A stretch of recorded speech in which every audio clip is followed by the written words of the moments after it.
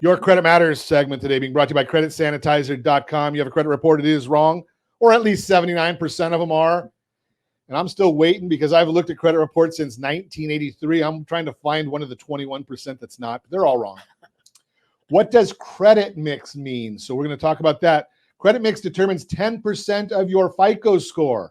So what does it mean to you and your FICO score? Creditors assess the risk of lending money through a variety of factors, one of them being your ability to successfully manage different types of credit. FICO not only looks at the mix of credit you have, but also at the payment history of these credit types. For instance, if you have a great mix of installment and revolving loans, yet your payment history is bad, your FICO score will reflect that negative payment history, which represents 35% of your FICO score. For creditors, it stands to reason that the better you manage different loans and lines of credit, the lower their risk when lending you money.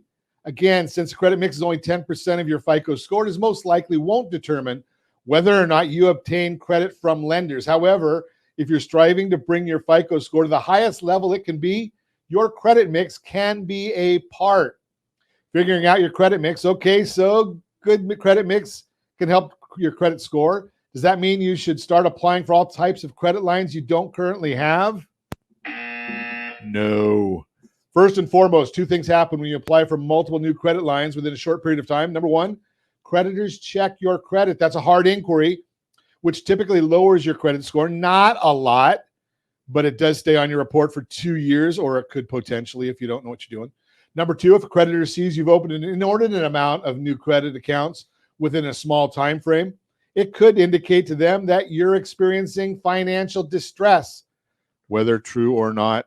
The result, a likely denial of the loan. Therefore, if you want to add something to your credit mix that's currently missing, balance the risk versus the reward. It's worth a drop in your score to apply for a small loan to show creditors that you can manage payments successfully.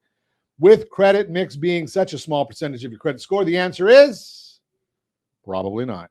However, in the end, the final decision is yours. We've been going through all of the different types of credit with you over time. If you didn't catch all of them, give us a call at 800-306-1990. Be happy to share that with you. Just remember, it's 10% of your score for a mortgage. What does that mean?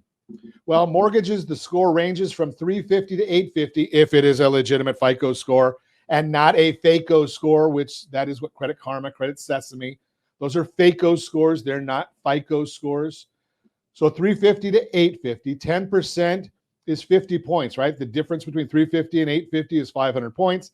10% of that, 50 points. 850 perfect, go down to 800 if you don't have the right mix. Not going to hurt you at all. But hey, if you're trying to maximize that score, because I have told you the difference between a 650 FICO and a 730 FICO on a $500,000 loan, it's roughly $236 per month each and every month. Think about that. Our friends at creditsanitizer.com will give you a free credit report audit. You just need to get the right report from the bureau. We'll give you a specific link. It costs you $1. If you can't afford that, you're not buying a house anyway. Don't worry. So that is just the issues right there. Your Credit Matters brought to you by creditsanitizer.com. You have a credit report. It is wrong. What are you doing about it?